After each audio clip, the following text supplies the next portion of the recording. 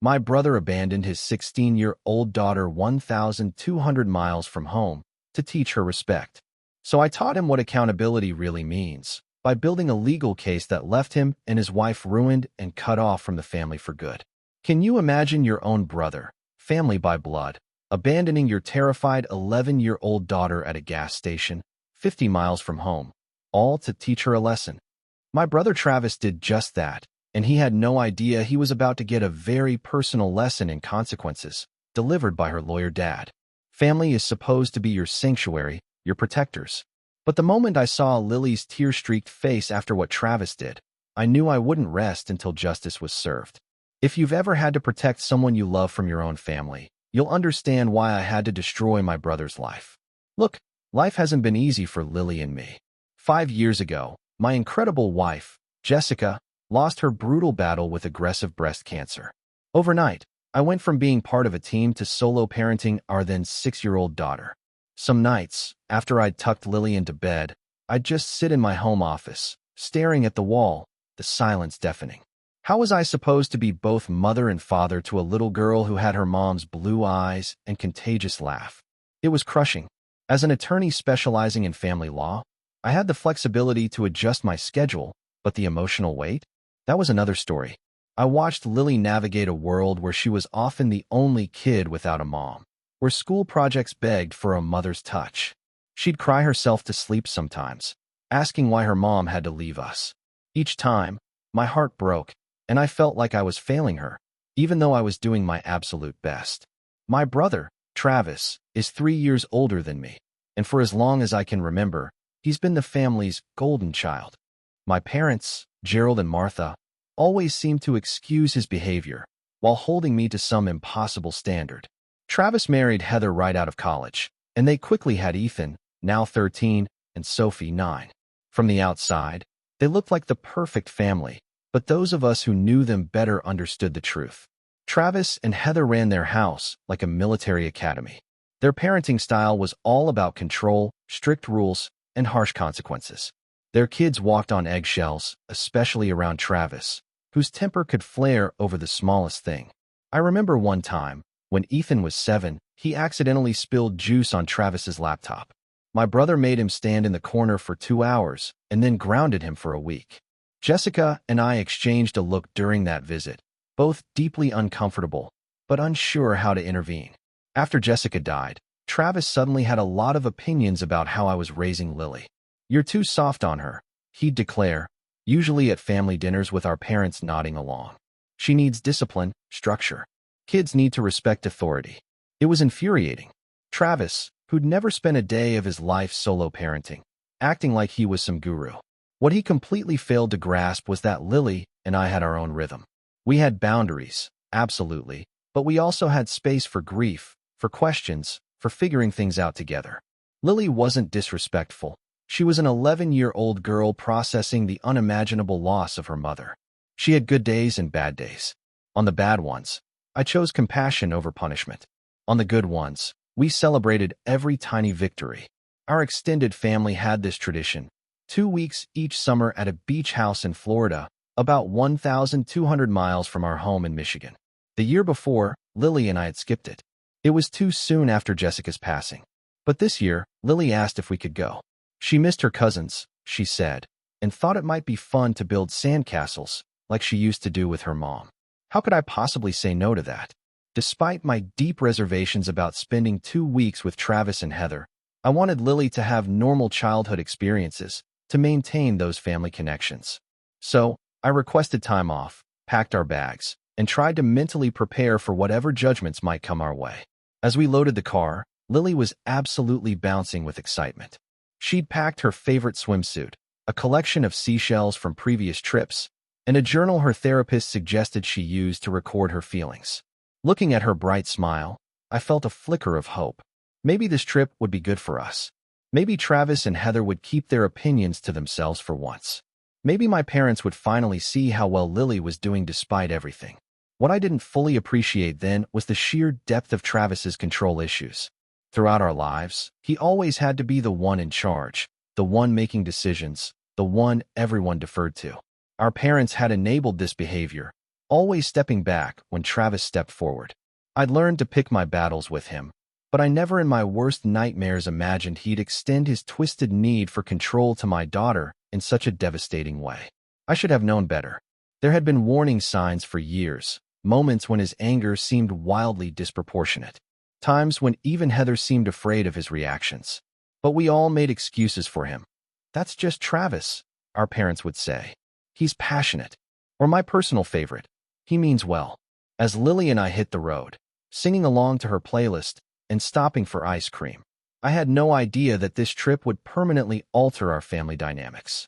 I couldn't have imagined that my brother, a man who'd held baby Lily in the hospital the day she was born, promising to always be there for her, would betray her trust so profoundly. I couldn't have known I would end up building a legal case against my own flesh and blood. But that's exactly what happened. The collision course was set long before we packed our bags for Florida. The drive to Florida took us 2 days with an overnight stop. Lily was an absolute trooper, only occasionally asking how much longer. By the time we pulled up to the beach house, a sprawling 3-story rental overlooking the Gulf, she was practically vibrating with excitement. "Dad, look, the ocean," she squealed, her face pressed against the car window. For a moment, I saw the world through her eyes, the endless blue horizon, the promise of adventure, the temporary escape from our everyday reality. It reminded me why we were there. Travis and his family had arrived the day before, along with my parents. They came out to greet us, a picture-perfect welcoming committee. The first few days were surprisingly pleasant. We fell into a rhythm of morning beach time, lunch at the house, and afternoon activities. Lily soaked it all up, collecting seashells, taking pictures. But by day 4, the cracks started to show. It began at breakfast. Lily, exhausted from staying up late talking with her cousins, didn't want to wake up at 7 a.m. for a deep-sea fishing excursion Travis had planned. "Everyone participates in family activities," Travis declared, standing in the doorway of the room Lily shared with Sophie. "It's disrespectful to sleep in when others are waiting." I intervened, suggesting Lily and I could catch up later. "She's still adjusting to the time change," I explained, though we both knew that wasn't the real issue. The truth was, Lily had no interest in fishing. The night before, she'd told me the idea of hooks and flopping fish made her queasy.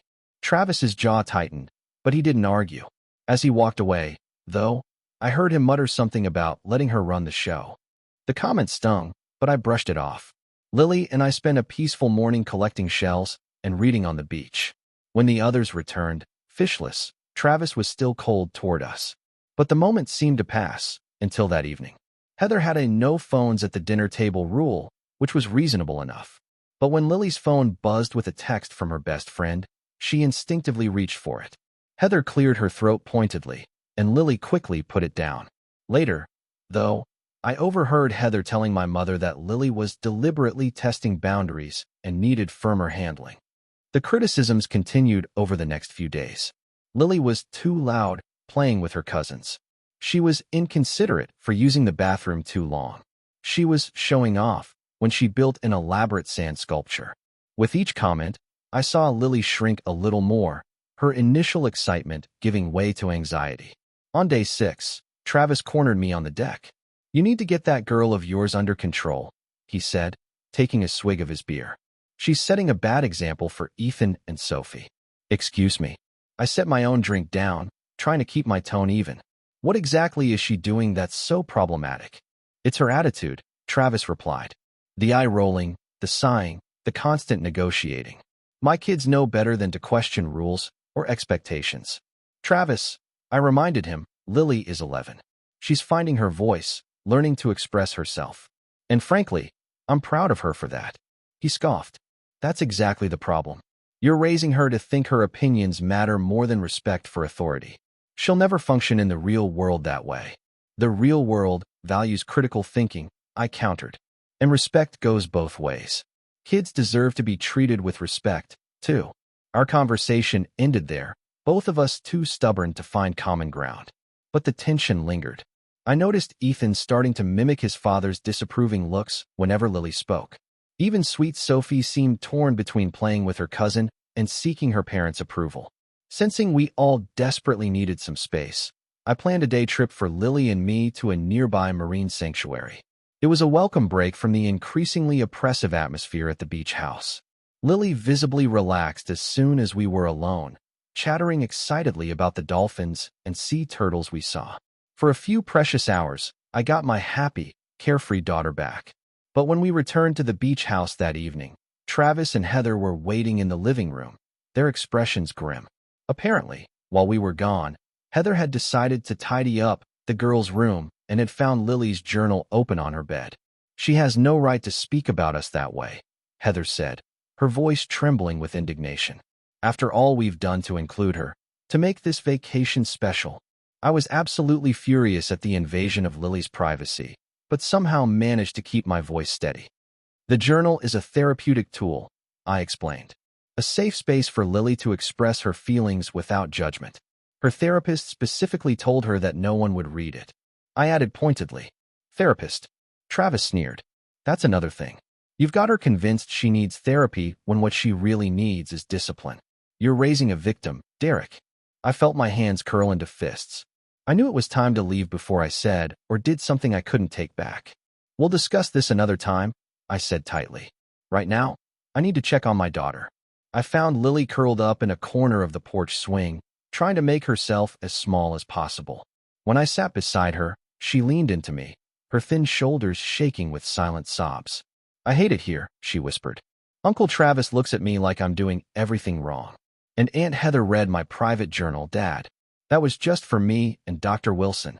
I held her close, feeling her tears soak through my shirt. "I know, sweetie. I'm so sorry that happened.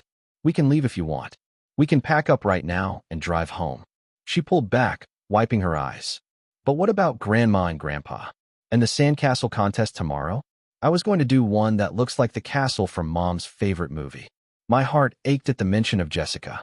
Even in her distress, Lily was thinking of ways to honor her mother's memory. "We can stay," I decided. "But things need to change. I'm going to have a serious talk with everyone tonight. And if things don't improve, we're out of here." "Deal." Lily nodded, attempting a wobbly smile. "Deal." I should have followed my first instinct. We should have left that night. But I wanted to believe that my family could do better, that they would respect my boundaries once I made them clear. I wanted Lily to build that sandcastle for her mom. That decision to stay just a little longer is one I'll regret for the rest of my life. The next morning started with an uneasy truce. Everyone was overly polite at breakfast, the conversations forced. Lily kept her head down, focusing on her cereal, while Travis and Heather maintained a pointed silence toward us. My parents, predictably, pretended nothing was wrong. Around 10 a.m., my phone rang. It was Barbara, my legal assistant, about an emergency with one of my cases. A judge had made an unexpected ruling that required immediate attention. I stepped onto the deck to take the call, mouthing to Lily that I'd be back soon. The call was complicated, requiring me to review documents and draft a response. What I thought would take 20 minutes stretched into an hour. When I finally wrapped up, I headed back inside, expecting to find Lily reading or playing with her cousins. Instead, the house felt eerily quiet. Sophie was watching TV alone. "Where's Lily?" I asked her. Sophie shrugged without looking away from the screen. "I don't know. She was being rude and Dad got mad." A cold flicker of alarm ran through me. "What do you mean rude? And where did they go?" "Lily said she didn't want to help clean up the kitchen because it wasn't her mess," Sophie replied, her eyes still glued to the cartoon. "Dad said she needed to learn about responsibilities and respect." I quickly checked all the rooms, calling Lily's name with increasing urgency. Nothing. I went back to the living room where my mother had just returned from the gallery. "Mom, where's Lily?" I demanded. She looked confused. "Isn't she with Travis?" I thought I heard him say he was taking her for a drive to have a talk about her behavior. My stomach dropped. When was this? How long ago did they leave? "Maybe an hour." "I'm not sure, dear. I'm sure they'll be back soon." I pulled out my phone and called Travis. Voicemail. I tried again, same result. Now thoroughly alarmed, I found Heather in the kitchen. "Where did Travis take Lily?" I asked, struggling to keep my voice level. Heather's expression was glacial. "He's teaching her a valuable lesson about respect and consequences. They'll be back when she understands what's expected of her." "What does that mean? Where are they?" My voice rose despite my efforts to stay calm. Heather continued loading the dishwasher as if we were discussing the weather. "Travis felt it was time for some tough love. Lily's attitude has been affecting everyone's vacation. Heather, I said, through gritted teeth, tell me where my daughter is right now. She sighed, finally turning to face me. Honestly, I don't know exactly where they went. Travis said something about showing her what happens when you can't rely on other people to bail you out. Cold fear washed over me. I knew my brother's temper, his rigid views on discipline. Are you saying he left her somewhere alone?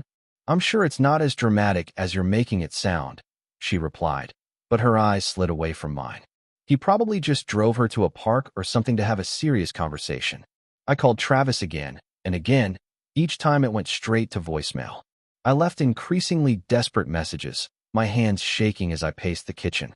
Just as I was about to call the local police, my phone rang with an unknown number. I answered immediately. Hello. Lily. Dad. Her voice was small, trembling. I could hear her trying not to cry.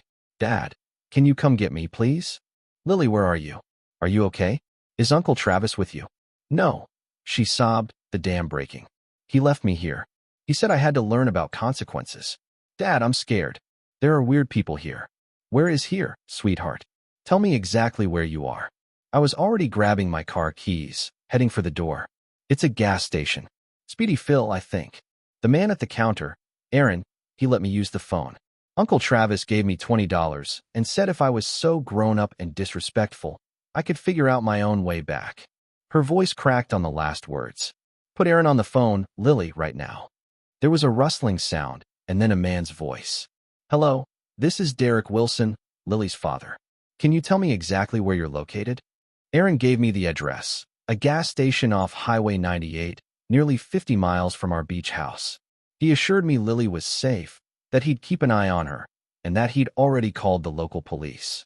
The drive to get to Lily was a blur of pure, unadulterated rage and terror.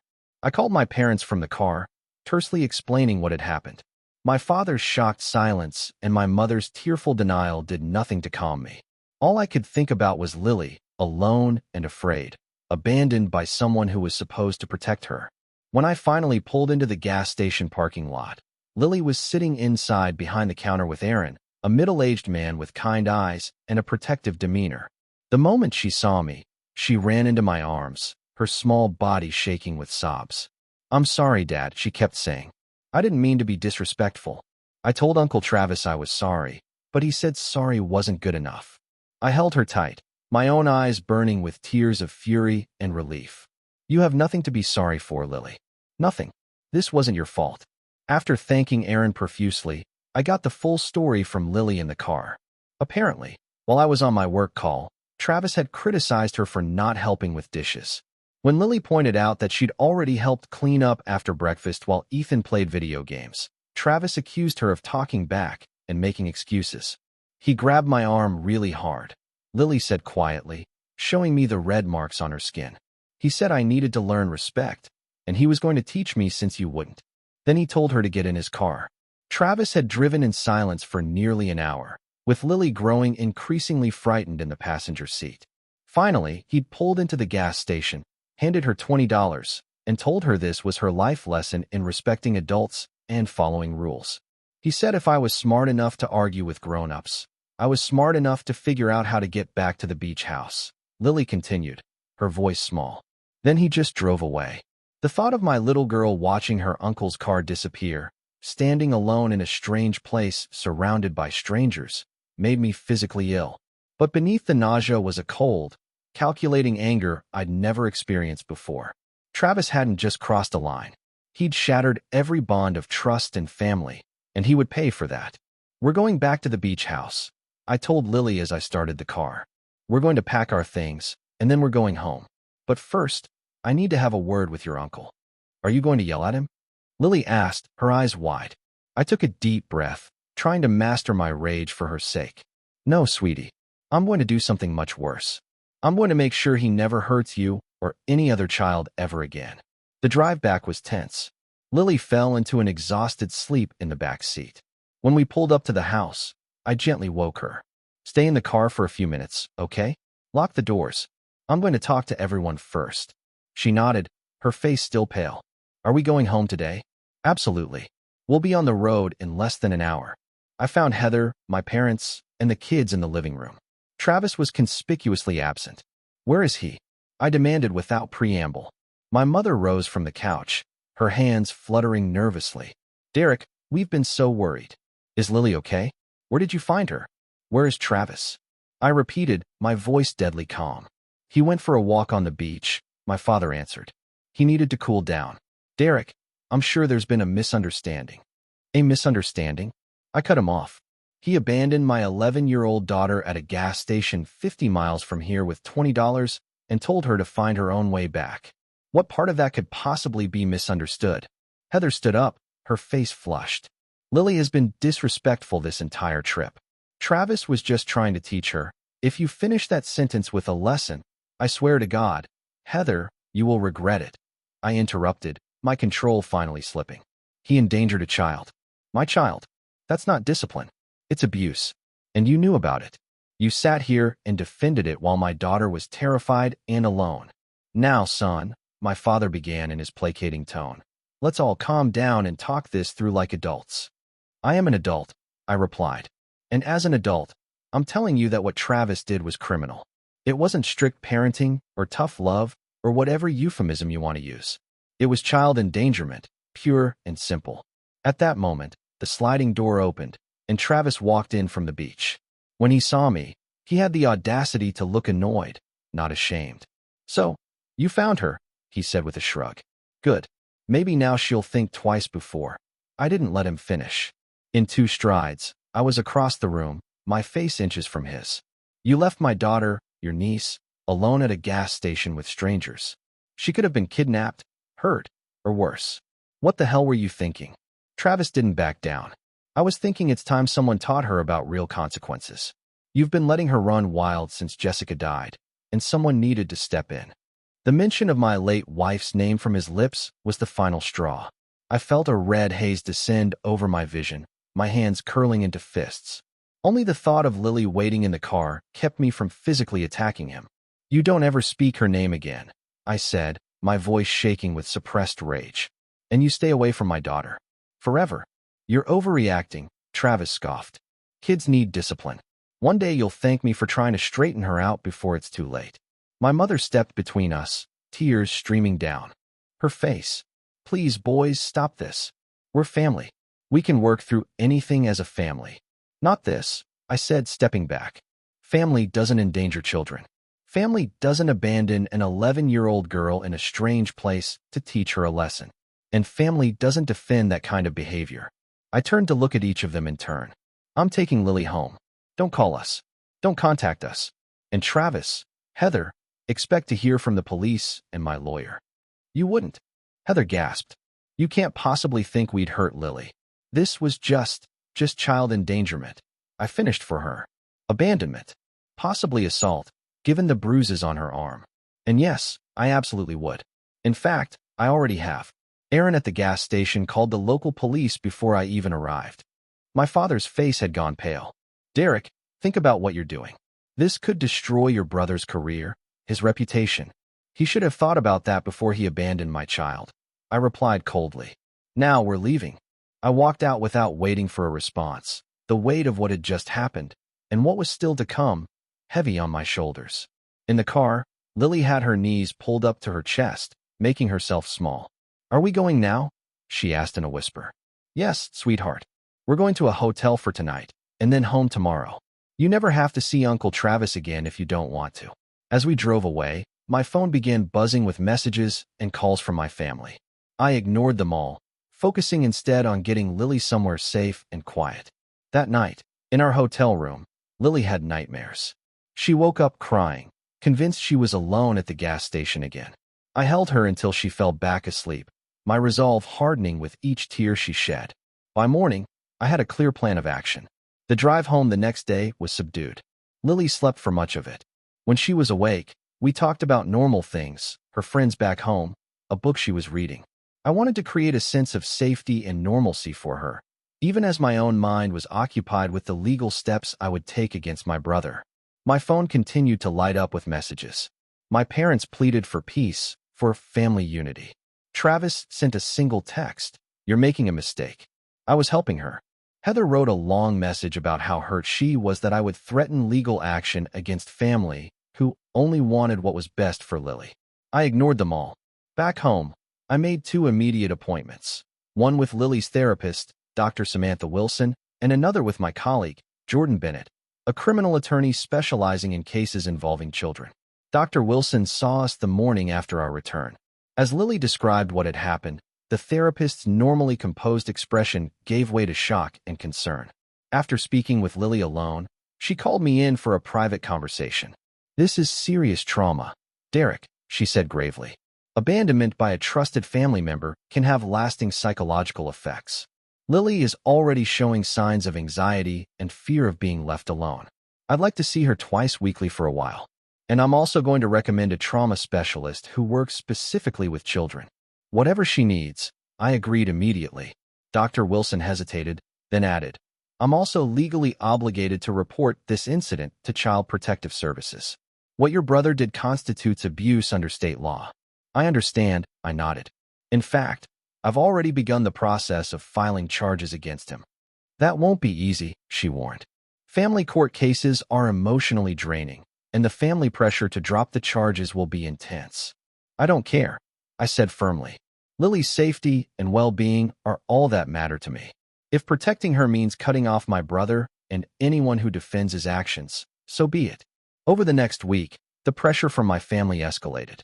My parents showed up at our house unannounced, begging me to reconsider, to find another way to resolve the conflict.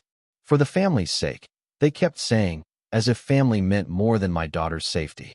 When reasoning didn't work, they tried guilt.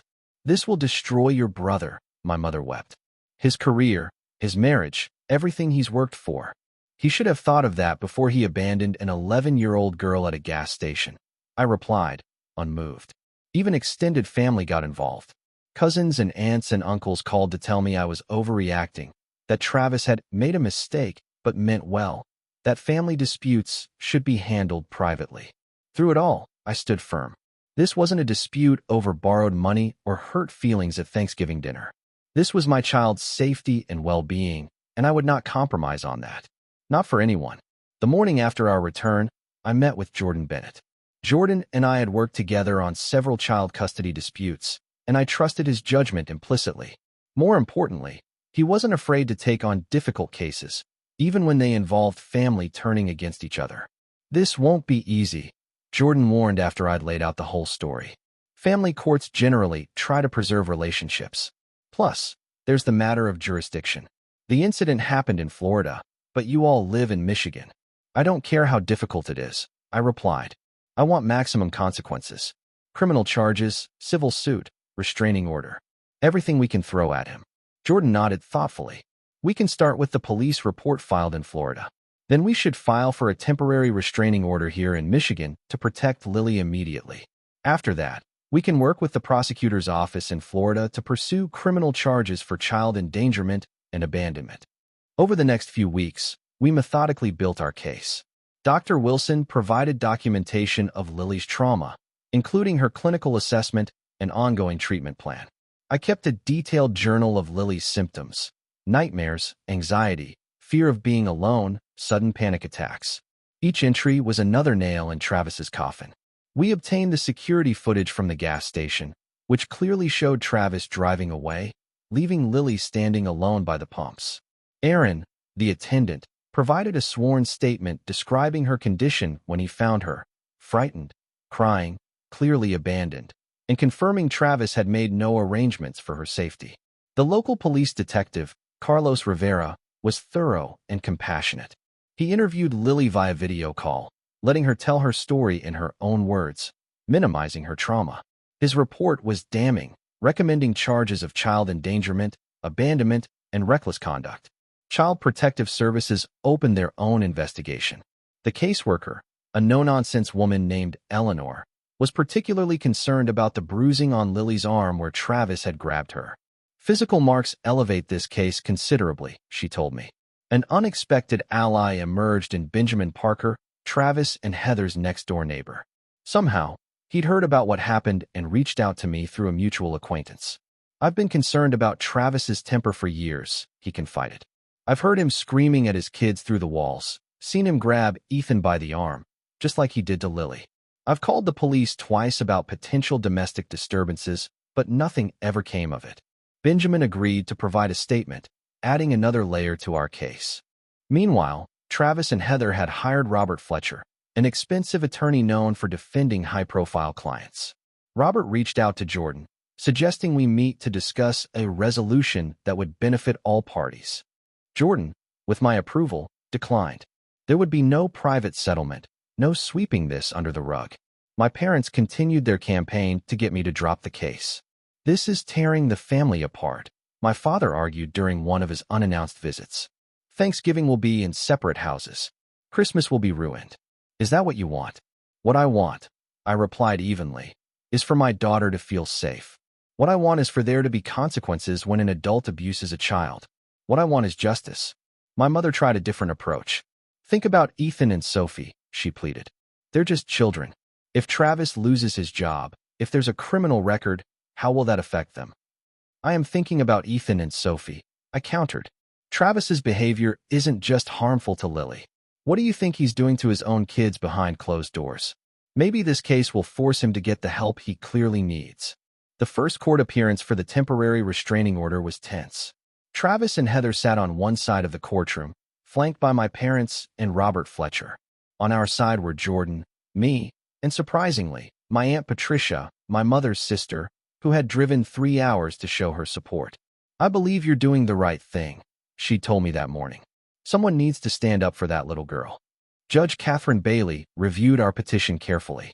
Travis's attorney argued that the incident was an isolated lapse in judgment during a stressful family vacation, that Travis had an exemplary record as an educator, and that the harm to Lily had been greatly exaggerated. Judge Bailey was unimpressed. Mr. Taylor, she addressed Travis directly. You abandoned a child in your care at a gas station 50 miles from her temporary residence with minimal resources and no supervision. This court takes such actions extremely seriously. The temporary restraining order is granted. You are to have no contact with Lily Wilson, either directly or through third parties, and must remain at least 500 feet from her at all times. It was a small victory, but an important one. As we left the courthouse, Travis shouted across the parking lot, "This isn't over, Derek. You're destroying this family over nothing." I didn't respond. There was nothing to say to a man who still couldn't grasp the severity of what he'd done. As the case progressed, more damaging information came to light. An anonymous tip led us to discover Travis had a history of road rage incidents, including one that had resulted in a suspended license several years earlier.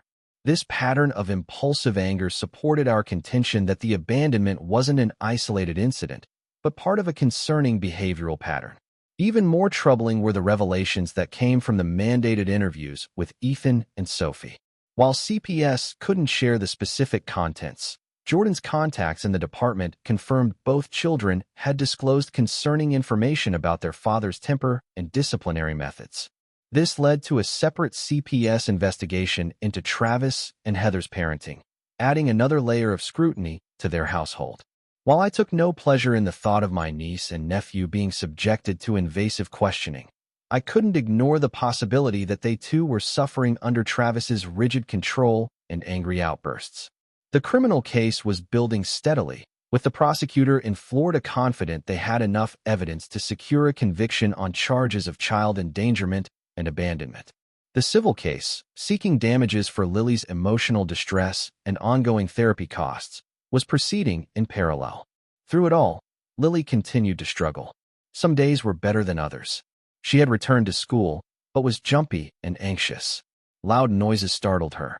She panicked if I was more than a few minutes late picking her up. At night, she often crawled into my bed, seeking reassurance that she wasn't alone. Each difficult moment strengthened my resolve. This wasn't just about punishing Travis anymore. It was about showing Lily that adults would protect her, that her feelings mattered, that when someone hurt her, there would be consequences. It was about teaching her that she deserved better than what Travis had done, and that I would move heaven and earth to keep her safe. As difficult as the legal battle was, I never once considered backing down. Some lines, once crossed, can never be uncrossed. And abandoning a child, my child, was one of them. 6 months after the incident, We finally had our day in court for the criminal case. The courthouse in Pensacola, Florida, was imposing, all marble columns and solemn formality.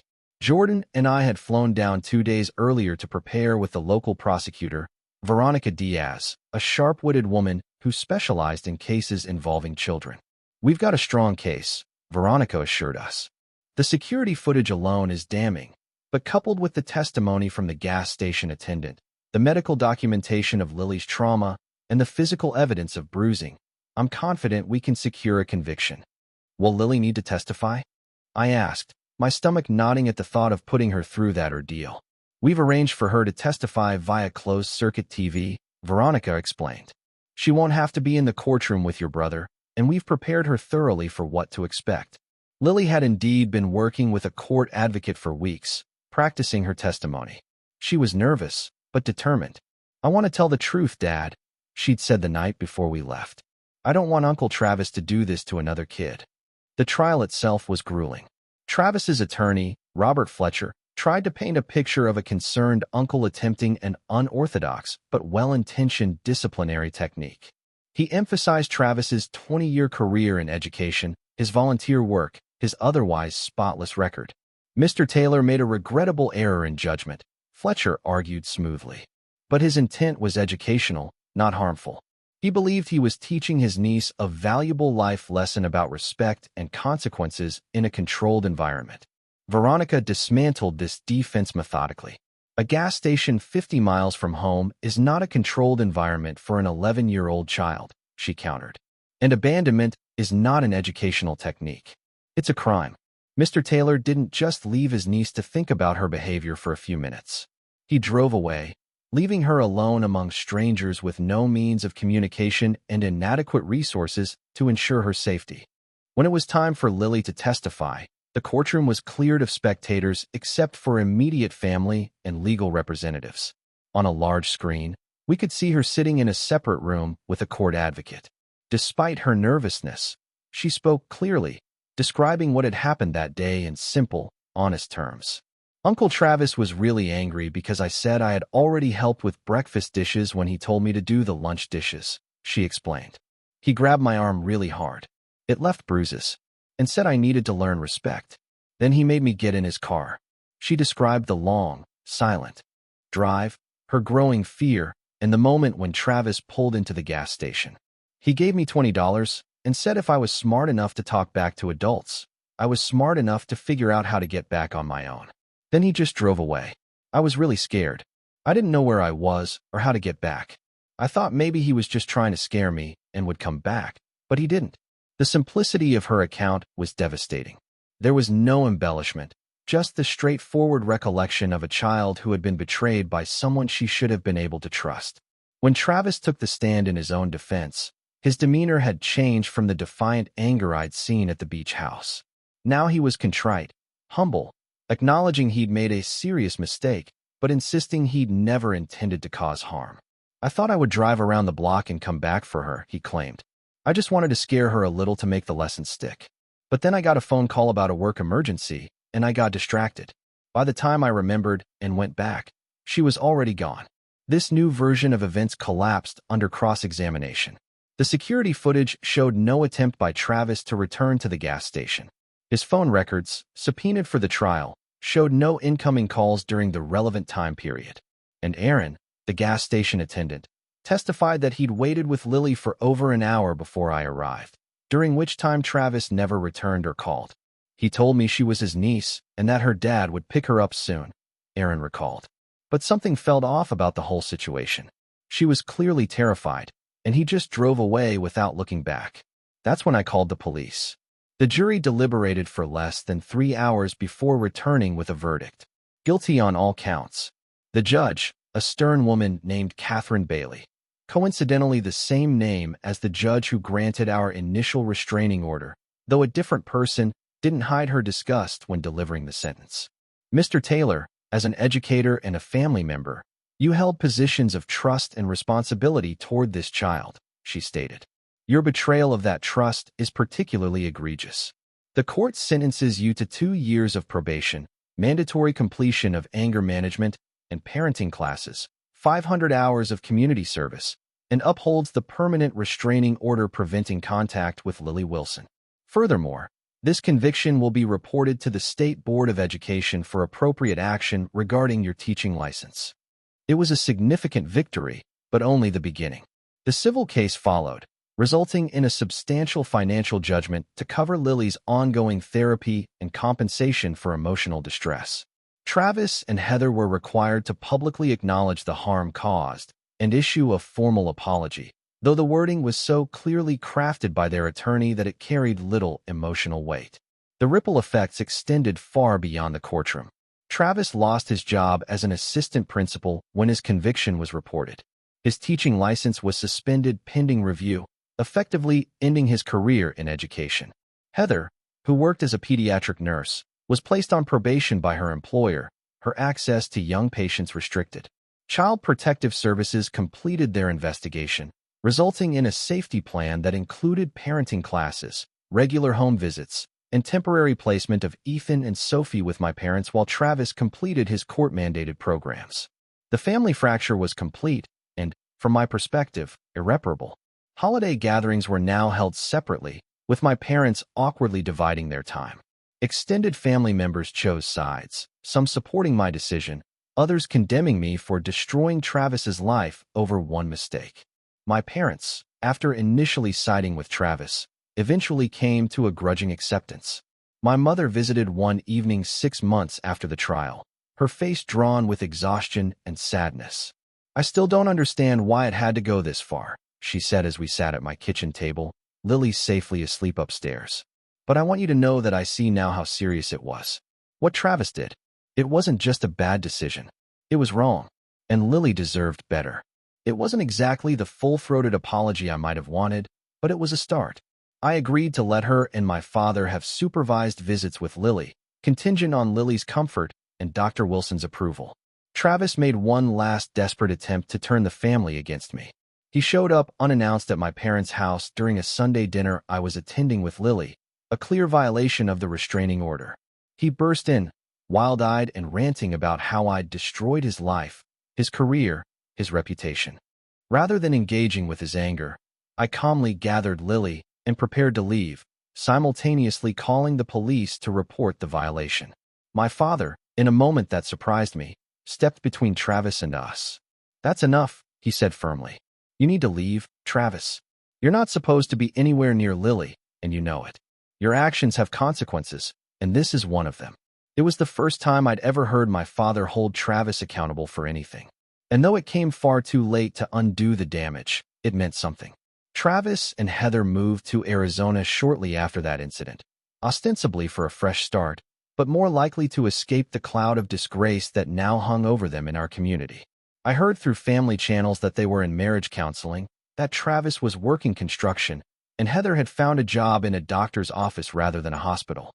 I felt no satisfaction in their downfall, only a grim sense that justice had been served. My focus remained where it had always been, on Lily's healing and well-being. The case had changed me professionally as well.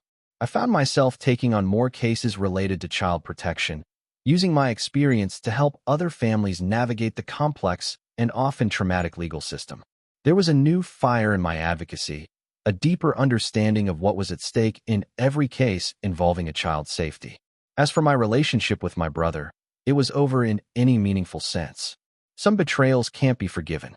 Some lines can't be uncrossed. Travis had endangered the most precious person in my life, and no amount of time, therapy, or legal consequences could rebuild the trust he had shattered that day at the gas station. Family, I had learned, isn't just about blood. It's about trust, respect, and protection. And sometimes, protecting your real family means cutting off those who would harm them, no matter what name they share with you. 6 months after the trial concluded, Lily and I established a new normal. The acute phase of her trauma had eased, though there were still difficult days. Dr. Wilson had reduced our sessions to once weekly, noting significant progress. "She's remarkably resilient," Dr. Wilson told me. "The fact that you believed her immediately, took decisive action to protect her, and never wavered in your support has made all the difference." Lily no longer panicked when I was a few minutes late. She'd started sleeping in her own room again, though occasionally she'd still appear at my bedside after a nightmare. She'd resumed her after-school activities, gradually, rebuilding the normal childhood routine that had been disrupted by trauma. We'd created new traditions, just the two of us. Every Sunday morning, we made pancakes together, experimenting with different additions. Blueberries, chocolate chips, bananas, even bacon once, which was a spectacular failure that had us laughing until our sides hurt. Once a month, we had an adventure day where we'd drive to a nearby town or city and explore without any specific agenda. These small, consistent rituals helped restore Lily's sense of safety and stability. One of the most profound changes was in our extended definition of family. Aaron, the gas station attendant, had become an unexpected friend. His wife, Maria, and their 3 children lived about an hour from us, and we'd visit every few months. Their oldest daughter, Isabella, was close to Lily's age, and the two had formed a tight bond despite the distance. "It's weird how something so awful led to something so good," Lily remarked after one such visit. "If Uncle Travis hadn't left me at that gas station, we never would have met Aaron and his family." Her ability to find silver linings amazed me. While I would have given anything to spare her the trauma, I couldn't deny that some beautiful connections had emerged from the darkness. My relationship with Jordan, my colleague who had helped build the case against Travis, had also evolved beyond the professional. What started as coffee meetings to discuss strategy had gradually transformed into dinners, movies, and eventually something more serious. Jordan understood the protective fire that drove me like few others could, and Lily had taken to him immediately, appreciating his dry humor and the way he always treated her opinions with genuine respect. "He doesn't talk to me like I'm a little kid," she explained. "He talks to me like I'm a person." My parents were making halting efforts to rebuild their relationship with us. Our first few visits had been awkward and tense, with unspoken recriminations hanging in the air. But gradually, we found a new way to relate.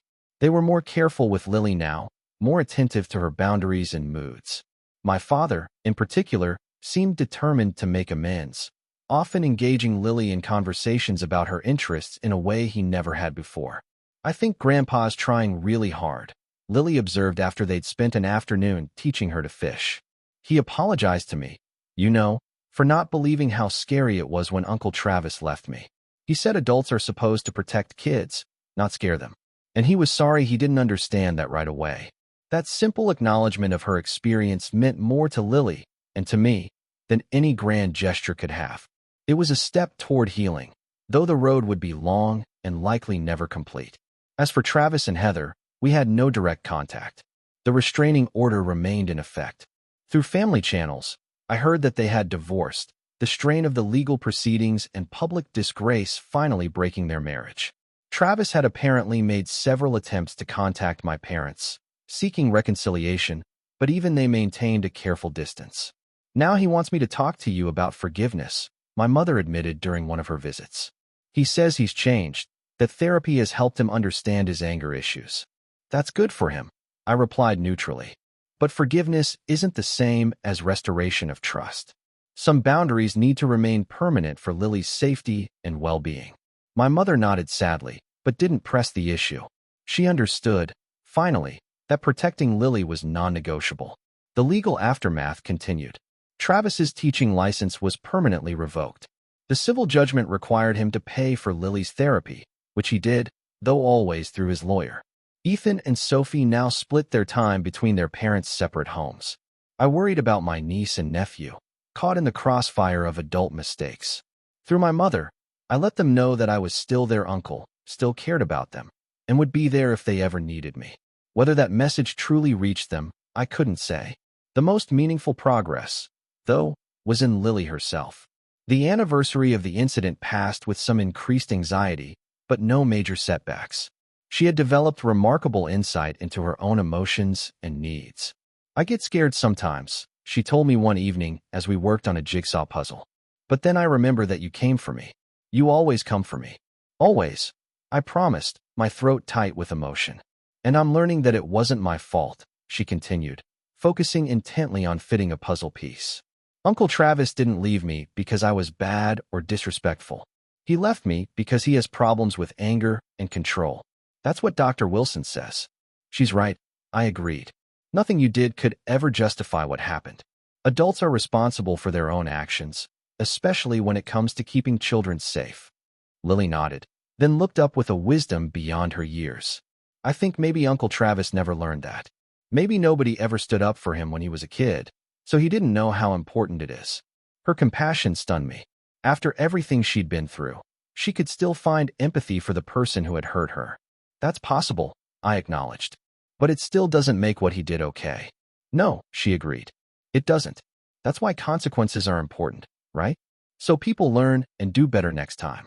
In that moment, I realized that Lily had internalized the most important lesson from this ordeal. Not that the world was dangerous, or that people couldn't be trusted, but that accountability matters. That standing up for yourself and others is necessary. That love sometimes means setting firm boundaries. As we approach the one-year mark of what happened in Florida, I can see how far we've come. Lily is thriving in school, has solid friendships, and talks about the future with excitement rather than fear. I've found a better balance between work and home, prioritizing our time together, even as my legal practice continues to grow. And we've created a chosen family around us. Jordan, Aaron, and Maria, supportive friends and neighbors who enrich our lives in countless ways. The journey hasn't been easy, and it isn't over.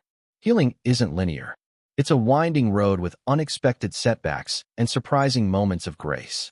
But we're traveling it together, Lily and I, one day at a time. If there's one thing I want Lily to carry forward from this experience, it's the knowledge that she deserves protection, respect, and love. No exceptions, no compromises. And if there's one thing I've learned as her father, it's that sometimes teaching someone a lesson means standing up to them, not backing down, especially when a child's well-being is at stake. Family is precious, yes, but a family that demands loyalty while enabling harm isn't truly family at all. Real family, whether bound by blood or by choice, protects its most vulnerable members at all costs. And that's a lesson worth teaching, no matter how difficult the class. What would you have done in my situation?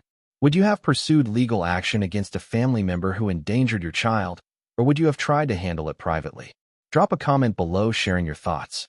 And if this story resonated with you, please hit that like button and subscribe to hear more stories about standing up for what's right, even when it's difficult. Thank you for listening. And remember, the strongest people aren't those who never face challenges, but those who face them with courage and integrity.